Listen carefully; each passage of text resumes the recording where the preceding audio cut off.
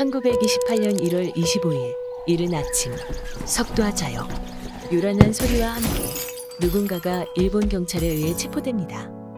하지만 그의 모습은 그저 잘못해서 체포된 사람 같아 보이진 않습니다.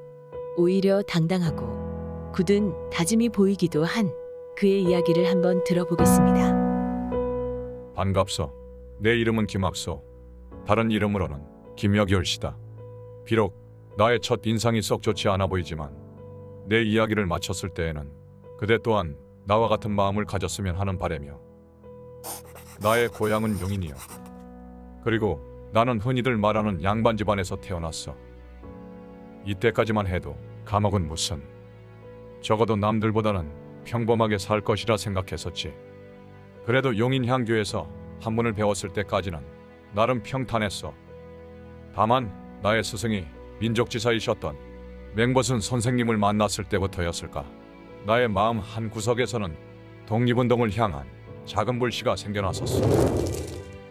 그 불씨는 당시 하늘의 별 따기와 맞먹었던 육군무관학교 입학도 가능하게 하였고, 이곳에서의 훈련은 훗날 나의 불씨를 키울 장작과 같았지. 또한 오직 나라를 위해 충성하는 그 마음 하나뿐으로 9년이란 시간 동안 맡겨진 일에 최선을 다하기도 했었어. 진위대와 시위대, 정의 계급까지 충성할 나라가 있음에 감사하기도 했지만, 무엇보다 나라를 위해 함께 싸우고 서로 믿고 의지할 동료가 있다는 것이 나에게 얼마나 영광스러운 일이었는지 모르오. 어쩌면 이 시간을 통해 나라를 지키는 애국정신뿐만 아니라 나와 함께 먹고 웃고 또 울 수 있는 동료들과 가족들을 위해 싸워왔는지도 모르겠어. 그리고 곧 머지않아 을사늑약에 이어 본인의 충성과 젊음을 바쳤던 군대가 일제에 의해 해산되는 것을 보자 매우 슬프고 분하여 항일투쟁을 결심하고 고향으로 내려갑니다. 때는 1919년 3월 30일 그의 독립운동에 대한 불씨는 만세의 운동의 중심지였던 용인 기흥에서부터 타오르기 시작합니다. 용인 시민 여러분, 저와 함께 내 조국 대한민국 독립을 위해 함께 나아갑시다. 대한 독립 만세! 대한 독립 만세! 간절하다 못해 처절해 보이는 그의 외치는 소리. 그에게는 자신의 목숨보다 중요한 것이 있어 보입니다. 이를 바라보기만 할 수 없었던 일제가 움직임을 보이자 김혁 장군은 5월에 만주로 이동 후 같은 해 8월 흥업단의 부단장으로서 항일 투쟁에 전력을 다합니다. 이어서 이듬해인 1920년 사관 연성소 1회 졸업식에 군사국장으로서 축사를 하게 됩니다. 그대는 교장 선생님의 말씀이 마냥 지루하기만 하지는 않소. 설령 지금까지 그러했을지라도 상관없네. 오늘만큼은 마음에 새겨주시게나. 나는 오늘 축사를 통해 훗날 그대들과 같은 꽃다운 청년들에게 독립된 아름다운 우리나라를 물려주자고 말하고 싶네. 그리고 끝까지 포기하지 말자고 말하고 싶네. 그럼 잘 들어주시게나. 높은 인격과 정신을 길러 이날의 축사를 통해 김혁 장군의 독립운동의 정신은 학생들에게 고스란히 전달되었고, 멈춰서 노래하자. 자유의 깃발이 떴다. 그리고 축사에 이어 같은 해인 1920년 10월 나라를 지키겠다는 신념으로 뭉친 독립군들은 청산리 전투에서 크게 승리하게 됩니다. 하지만 승리의 기쁨도 잠시 자유시 참변으로 독립군들은 심각한 타격을 입었지만 이에 굴하지 않았습니다. 김혁 장군은 여러 독립군 조직에 속하며 무관 출신으로서의 영향력을 끼쳤고, 이는 각 독립군 조직의 군사적 요소 향상에 큰 기여를 했을 것으로 보고 있습니다. 그러던 중 김혁 장군은 일제의 효율적인 투쟁을 수행하기 위해 단체를 만들게 됩니다.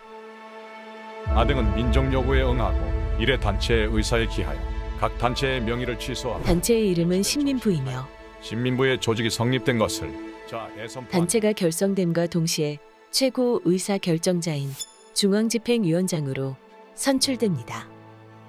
내 비록 위원장이 되었지만 조국 광복을 갈망하는 민족운동가로서 후손들에게 교육함에 가장 앞장서야겠네.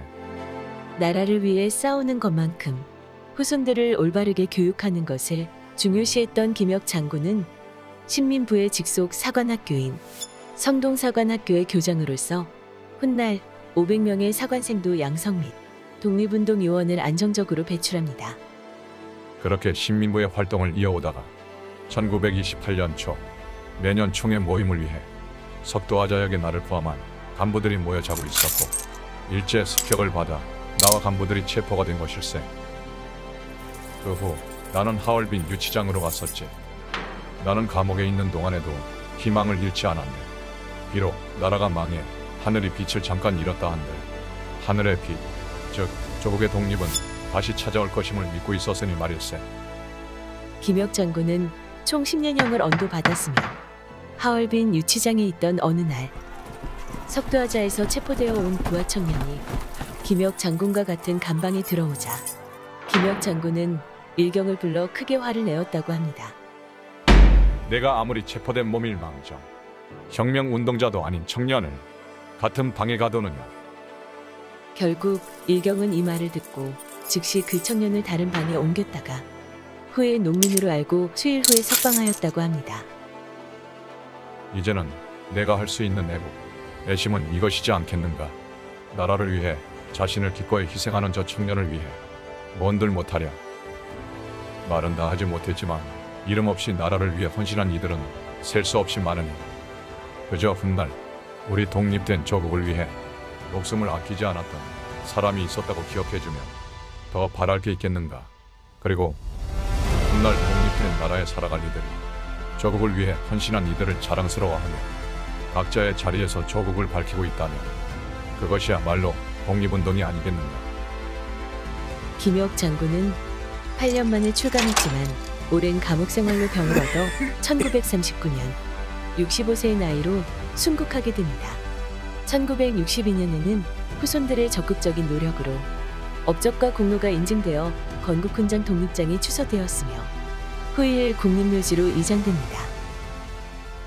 벌써 인사할 시간이 된 것 같소만 어떠소? 이제는 알 수 있겠는가? 내가 왜 체포되었는지, 왜 그럴 수밖에 없었는지, 그리고 만약 알았다면 그대는 이제 어떻게 하겠소?